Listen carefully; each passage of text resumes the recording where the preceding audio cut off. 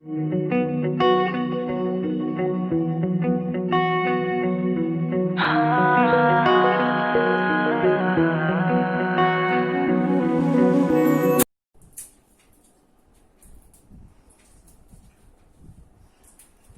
सुरू करतोय आपण. कॉम्प्लेक्स नंबरचा 1.1 एक्सरसाइज आहे हा. पहिला एक्सरसाइज. याच्यामध्ये आपण कॉम्प्लेक्स नंबरचा कॉन्जुगेट बघितला, ऍडिशन बघितली, सबट्रॅक्शन बघितली, मल्टिप्लिकेशन बघितली आणि डिव्हिजन बघितली आणि पॉवर ऑफ आय बघितला. मग याच्यावरती ही सगळी एक्झाम्पल्स आहेत. पहिला एक्झाम्पल आहे simplify root -16 plus 3 into root -25 plus root of -36 minus root of -625. आता हे जे रूट मध्ये मायनस नंबर जर असेल तर त्याचं सिम्प्लिफिकेशन आपण कसं करतोय. रूट मध्ये -4 म्हणजे आपण काय लिहितो, +-2i लिहितो. म्हणजे हे असं झालं. रूट मध्ये आलं -1 इंटू 4 म्हणजे रूट मध्ये -1 इंटू हा रूट मधला 4 तो आपण प्लस आणि -2 करतो आणि याची व्हॅल्यू झाली आय. तर आता हे एक्झाम्पल सोडवताना फक्त आपण प्लस मायनस न घेता फक्त प्लसच घ्यायचं. मग आता सोल्युशन मध्ये काय येईल बघा. Root of -16 plus 3 into root of 25 plus root of -36 minus root of -625. मग याचं सिम्प्लिफिकेशन आपण कसं करणार, तर या सगळ्याची रूट काढणार. म्हणजे हे फार तर असं लिहू शकतो आपण 16 इंटू -1 प्लस 3 इंटू -25 म्हणजे 25 इंटू -1 प्लस हे तुम्हाला डायरेक्ट कळत असेल तर डायरेक्ट लिहा इंटू -1 आणि मायनस रूट ऑफ 625 इंटू -1 म्हणजे हे किती झालं तर रूट 16 इंटू रूट ऑफ -1 झालं प्लस 3 इंटू हे रूट 25 इंटू रूट ऑफ -1 झालं plus root 36 into root of -1 झालं minus root of 625 into root -1 झालं. सो दिस इज हे 4 म्हणूयात. प्लस मायनस नको लिहायला, फक्त 4 म्हणूयात. सो 4 आणि हे आय झालं प्लस 3 इंटू हे काय होईल 5 होईल इंटू याची व्हॅल्यू झाली आय प्लस रूट ऑफ 36 किती होईल 6 इंटू हे झालं आय मायनस हे कोणाचा वर्ग आहे बघा 25 चा आहे इंटू आय. आता याचं फक्त सिम्प्लिफिकेशन करायचं आहे. हे 6 आणि हे 10 होतील बघा. आय हे किती झाले प्लस 15i मायनस 25i म्हणजे हे 25i मायनस 25i म्हणजे हे टोटली 0 झालं बघा, कारण हे कॅन्सल होईल प्लस मायनस आहे. त्यामुळे हा कॉम्प्लेक्स नंबरचा फॉर्मॅट लिहायचा झाला तर 0 प्लस 0i लिहावं लागेल. हा आपला कॉम्प्लेक्स नंबर तयार झाला. पुढचा एक्झाम्पल आहे write the conjugate of the following complex numbers. काही कॉम्प्लेक्स नंबर्स दिलेत त्याचे कॉन्जुगेट आपल्याला लिहायचे. तर आपण काय करूया, कॉन्जुगेट लिहिताना 2 पार्ट करूया. एकामध्ये म्हणूया झेड. झेड म्हणजे आपला कॉम्प्लेक्स नंबर असेल.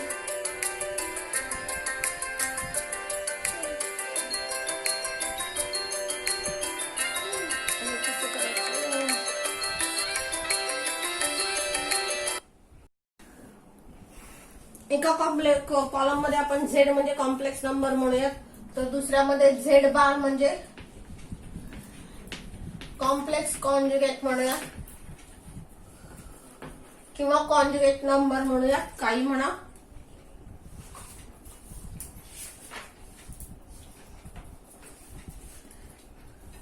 मग पहिले आपला आहे एक्झाम्पल 3 प्लस आय. याचा कॉन्जुगेट आपण म्हणजे काय करतो, तर इमॅजिनरी पार्टचं साइन चेंज करायचं, म्हणजे आयच्या टर्मचं साइन बदलायचं. मग इथं प्लस आहे, इथं काय मायनस होईल, म्हणजे हे झालं 3 मायनस आय. पुढचा नंबर आहे minus root 5 minus root 7 i. याचा कॉन्जुगेट काय आला minus root 5 plus root 7 i. तर आपण सुरुवातीला दोनच एक्झाम्पल लिहिली होती, आपण एक्झाम्पल वाढवू शकतो. इथं आलं -√−5 म्हणजेच हा नंबर आपण कसा लिहू शकतो, हे -√5 रूट मध्ये काय आलंय -5 आहे, म्हणजे मायनस हा बाहेरचा आणि हे √5 इंटू आय ऍक्च्युली. मग याचा कॉन्जुगेट काय होणार, हे काय आलं ऍक्च्युली 0 - √5i असा तो कॉम्प्लेक्स नंबर आहे. त्याचा कॉन्जुगेट काय होईल, तर इमॅजिनरी पार्टचा साइन बदलायचं आहे. मग इमॅजिनरी पार्टचा साइन बदलायचं असेल तर त्याचा कॉन्जुगेट काय होणार 0 + √5i. म्हणजे आपल्याला हे नुसतं एवढं सुद्धा असं लिहिता येईल. तिसरं बघा, हे पहिलं आहे तुमचं, हे दुसरं आहे, हे तिसरं आहे.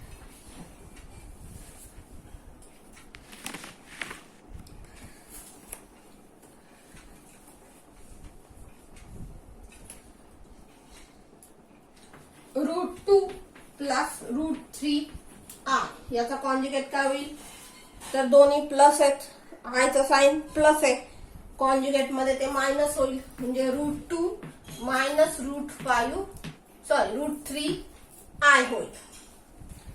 किंवा एक कॉम्प्लेक्स नंबर असा आहे बघा ट्रिग्नोमेट्री मध्ये, cos θ + i sin θ. याचा कॉन्जुगेट काय होणार, तर cos θ इमॅजिनरी पार्टचं साइन आहे प्लस, इकडे काय होईल -i sin θ. पुढचं एक्झाम्पल आहे find a and b if. पहिला एक्झाम्पल आहे बघा त्यातलं, a + 2b + 2ai = 4 + 6i. आपल्याला या a आणि b च्या किमती काढायच्यात. मग आता दिलंय काय काय बघा, तर a + 2b + 2ai = 4 + 6i. मग आता a आणि b रियल नंबर्स असतील, म्हणजे हे एक रियल नंबर असेल a + 2b, आणि हा बघा एक इमॅजिनरी पार्ट नंबर सारखा नंबर आहे. इथं तर हा टोटल कॉम्प्लेक्स नंबर आहे, म्हणजे हा टोटल आपल्याला एक रियल नंबर कॉम्प्लेक्स नंबर दिसतोय, तर हा दुसरा एक कॉम्प्लेक्स नंबर दिसतोय की ज्याच्यामध्ये रियल पार्ट आहे a + 2b, तर इकडचा रियल पार्ट आहे 4, इकडचा इमॅजिनरी पार्ट आहे 2 आहे, तर इकडचा आहे 6 आहे. म्हणजे हे दोन कॉम्प्लेक्स नंबर असल्यासारखे डायरेक्ट आपण ते इक्वेट करू शकतो. म्हणजे दोन कॉम्प्लेक्स नंबर इक्वल असतील असं असेल तर काय होतं, रियल पार्ट सेम असतात आणि इमॅजिनरी पार्ट सेम असतात. त्याचा वापर आपल्याला इथे करायचा आहे. आता सोल्युशन मध्ये आपण काय लिहिणार बघा,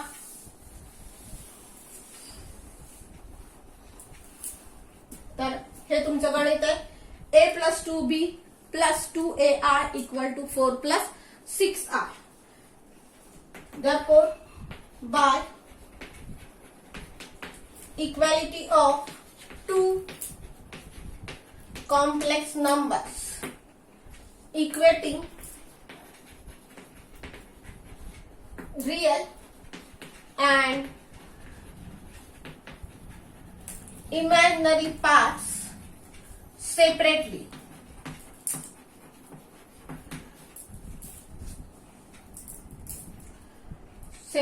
त्याचे रियल आणि इमॅजिनरी पार्ट आपण सेपरेट करू. मग आता हे कसं होणार बघा, रियल पार्ट आहे a + 2b = रियल पार्ट काय झाला, तर 4 झाला, आणि दुसरं काय मिळेल 2a = 6. So 2a = 6. हे आपल्याला दोन इक्वेशन मिळतात आणि या दोन इक्वेशन वरून आपण a आणि b ची किंमत काढायची असते. मग कधी कधी ही दोन सायमल्टेनियस इक्वेशन्स मिळतात. आता ही गणित सोपी आहेत बघा, हे डायरेक्ट फक्त a चं आहे.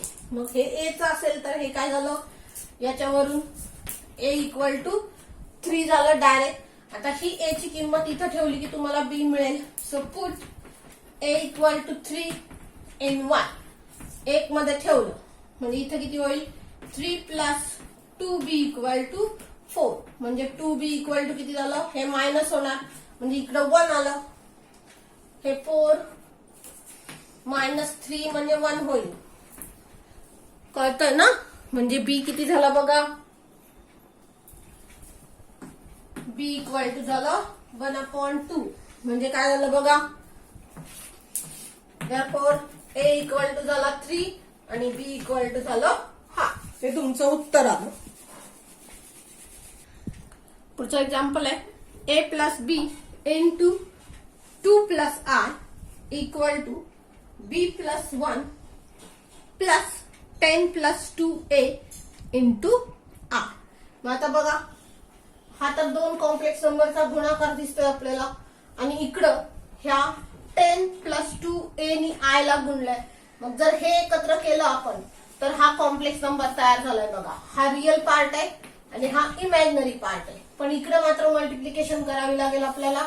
म्हणजे आपण पहिल्यांदा ही स्टेप लिहिली, यांचा गुणाकार करूयात आपण. a प्लस बी न 2 ला मल्टिप्लाय करायचं आणि परत a प्लस बी न आय ला गुणायचं. सो 2 इंटू या a प्लस बी न डायरेक्ट 2 ला मल्टिप्लाय करू. So a plus b into 2 plus a plus b into r equal to हा b प्लस 1 एकत्र करूयात plus 10 plus 2a into R. म्हणजे हे किती होईल, 2a plus 2b plus a plus b into r equal to b plus 1 plus 10 plus 2a into r. मग आता जर नीट बघितलं तर बघा, हा सगळा कॉम्प्लेक्स नंबर आहे, हा पण कॉम्प्लेक्स नंबर आहे. म्हणजे रिअल आणि इमॅजिनरी पार्ट इक्वेट करता येतील आपल्याला by equality of two complex numbers equating real and imaginary parts separately.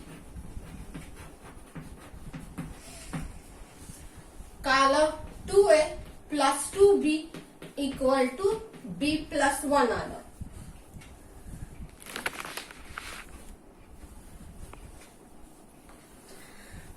आणि दुसरं काय बघा, a plus b equal to 10 plus 2a आलं.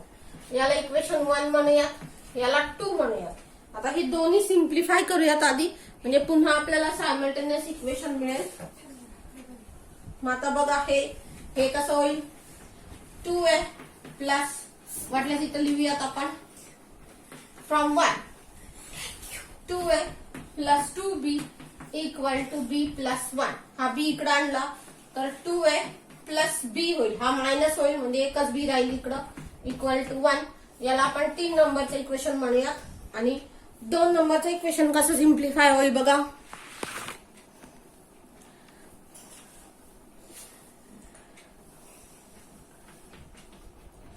फ्रॉम 2 हे a plus b equal to 10 plus 2a आहे.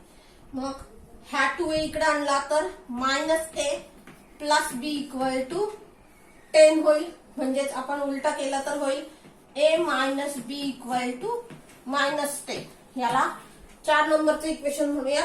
आणि ही दोन इक्वेशन आता सोडवायची आपल्याला, 3 आणि 4.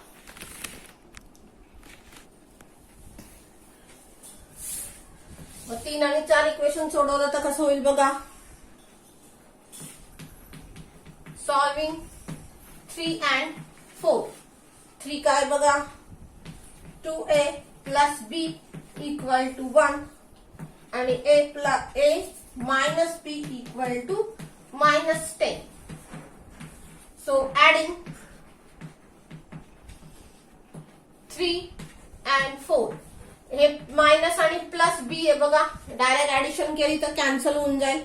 म्हणजे इथं किती होईल, 3a होईल. 2a आणि हा a 3a झाला इक्वल टू इथं आलं मायनस 9. म्हणजे a ची किंमत झाली मायनस 3. आता ही a ची किंमत तुम्ही 3 मध्ये ठेवा नाही तर 4 मध्ये ठेवा, कुठेही ठेवली तरी चालेल.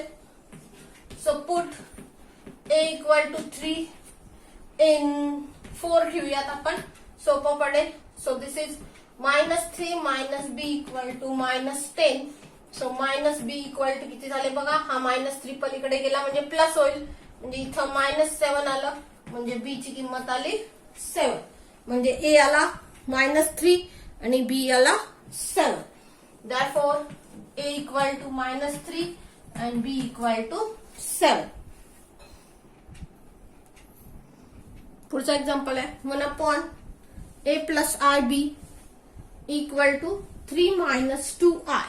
आता इथं 1 आहे, हा म्हणजे एक कॉम्प्लेक्स नंबर जो a plus ib आहे त्याचा रेसिप्रोकल घेतलाय किंवा दोन नंबरचा भागाकार आहे हा. मग दोन नंबरचा भागाकार कन्वर्ट करण्यापेक्षा आपण हे रेसिप्रोकल आहे असं समजूयात. मग याचा रेसिप्रोकल काढला तर काय होईल, तर a plus ib होईल इक्वल टू याचा रेसिप्रोकल काढावा लागेल 1/3 - 2i. काय केलं समजून घ्या, a/b इक्वल टू c/d असतं. असं जर असेल तर दोघा साईडचे रेसिप्रोकल घेतले तर b/a इकडे होईल इक्वल टू d/c होईल. हेच केलं इथं. हा काय तर याचा रेसिप्रोकल इथं घेतला त्यामुळे याचा रेसिप्रोकल इथं आलाय. मग आता हे नुसतंच a plus ib आहे, पण इथं मात्र दोन कॉम्प्लेक्स नंबरचा भागाकार आहे, तो आपल्याला सिम्प्लिफाय करावा लागणार आहे. सो 1/3 - 2i याला कशाने गुणायचं, तर डिनॉमिनेटरच्या कॉम्प्लेक्स कॉन्जुगेट गुणायचं. डिनॉमिनेटर मध्ये आहे 3 - 2i, मग 3 + 2i नी न्यूमरेटर आणि डिनॉमिनेटरला मल्टिप्लाय करायचं. मग आता किती होईल बघा, 1 इकडे गुणलं तर 3 + 2i तसंच राहील upon this is multiplication of two conjugates a plus ib into a minus ib. ही मल्टिप्लिकेशन किती होते, a² + b². त्यानुसार हे होईल 3² + 2². सो 3 + 2i अपॉन 9 + 4 म्हणजे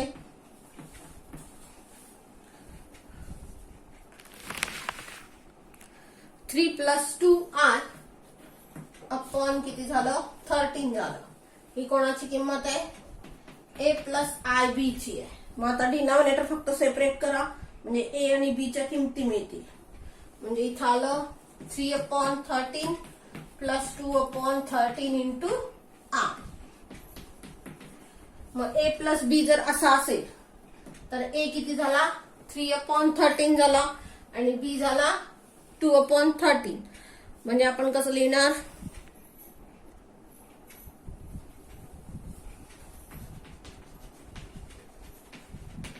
equating real and imaginary parts. a equal to 3/13 and b equal to 2/13. ही तुमची a आणि b ची किंमत झाली. पुढचा एक्झाम्पल आहे, show that -1 + √3i raised to 3 is a real number. हा कॉम्प्लेक्स नंबर आहे बघा, -1 + √3i आणि त्याचा क्यूब करायचा आणि तो क्यूब केला तर किती येतो, तर एक रियल नंबर येतो हे आपल्याला दाखवायचं. मग आपल्याला फक्त त्याचा क्यूब आता करायचा. सो -1 + √3i raised to 3 किती येईल बघा, a plus b whole cube करायचंय हे. सो -1 क्यूब ही पहिली टर्म आहे, ही दुसरी टर्म आहे, मध्ये प्लस आहे असं समजूया. So -1 cube plus 3 into -1² into √3i plus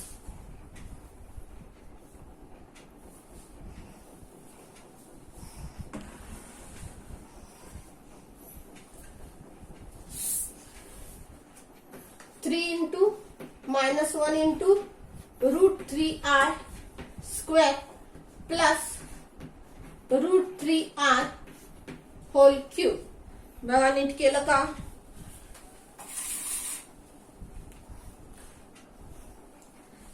हे झालं a cube plus 3a² plus 3ab² आणि प्लस b चा क्यूब असा तो फॉर्म्युला लिहिला आपण.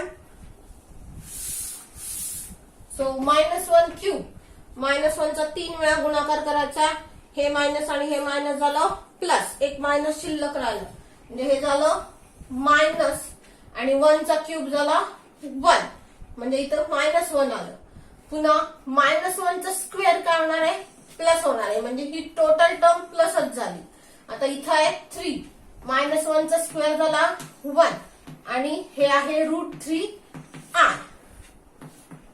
पुन्हा या मायनस मुळे ही टर्म झाली मायनस, हे किती आहेत 3 आणि ते √3i चा स्क्वेअर, √3 चा स्क्वेअर झाला 3 आणि i चा स्क्वेअर झाला i स्क्वेअर प्लस √3 चा क्यूब, √3 चा क्यूब म्हणजे √3 इंटू √3 इंटू √3, हे √3 म्हणजे 3 झाले बघा, समजून घ्या.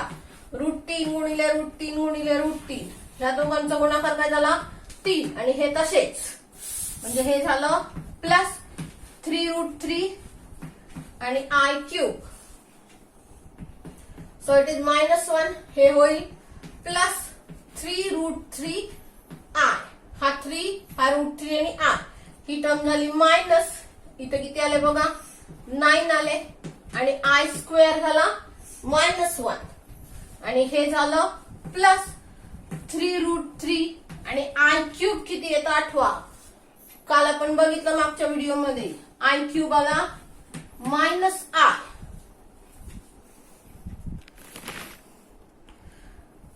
मग आता हे किती होईल -1 प्लस 3√3i आणि हे मायनस मायनस झालं +9 आणि हे मायनस होईल ही टर्म -3√3i. आता ही टर्म बघा प्लस आहे, ही मायनस आहे, कॅन्सल झाली. -1 आणि 9 इट इज 8 म्हणजे काय झालं बघा -1 प्लस √3i स्क्वेअर किती झाला तर 8 झाला. आणि 8 हा काय विच इज रियल नंबर, आपल्याला तेच दाखवायचं. So which is real number, हा कोण आहे तर एक रियल नंबर आहे. पुढचं एक्झाम्पल आहे इव्हॅल्युएट द फॉलोइंग. i⁵ याची किंमत काढायची. आय चा घातांक काहीतरी दिला असेल आणि त्याची किंमत काढायची. हे परवा आपण बघितलं. ह्या 35 ला आय चा जो काही घातांक असेल त्याला 4 ने डिवाइड करायचं. सो डिवाइड दिस 35 बाय 4. सो i⁴ इंटू किती होईल बघा 4 ने भागलं की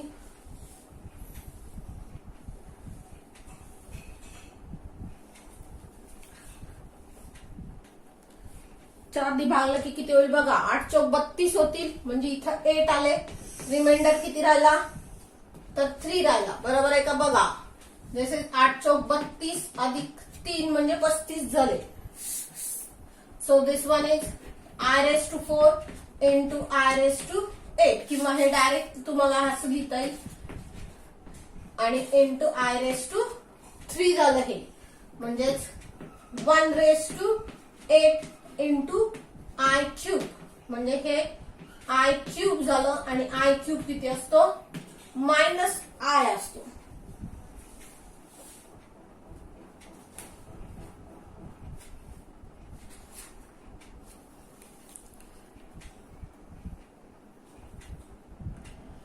i⁸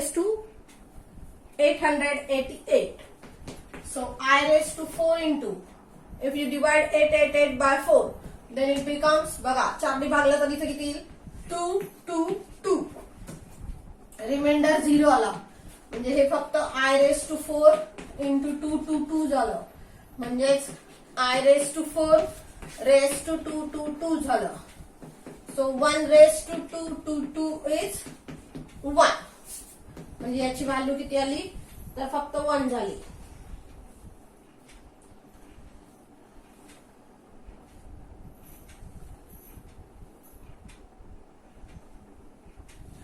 i⁻93 किती होईल बघा 4 ने डिवाइड केलं तर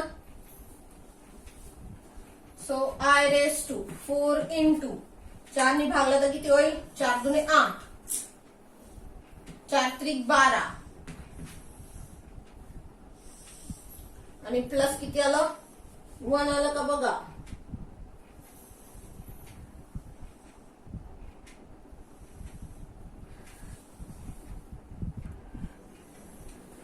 So this is I raised to 4 into 23 into I raised to 1.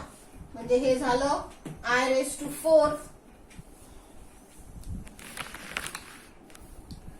raised to 23 into I.